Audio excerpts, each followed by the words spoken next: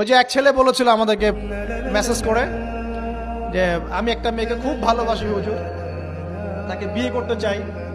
এখন ওই মেয়ের বাসার লোকজন রাজি হচ্ছে না। তো এই ছেলের মধ্যে কি চেতনাটা কি, সে প্রেম করছে ঠিকই, হারাম অ্যাফেয়ার্সে আছে ঠিকই, কিন্তু সে তাকে বিয়ে করতে চায়, ওটা হালাল করতে চায়।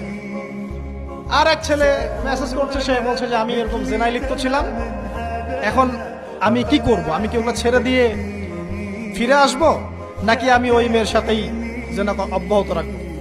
এই দুই ব্যক্তি কি সমান?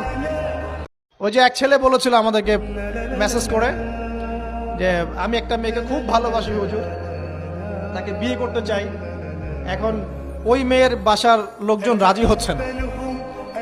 তো এই ছেলের মধ্যে কি চেতনাটা কি, সে প্রেম করছে ঠিকই, হারাম অ্যাফেয়ার্সে আছে ঠিকই, কিন্তু সে তাকে বিয়ে করতে চায়, ওটা হালাল করতে চায়। আর এক ছেলে মেসেজ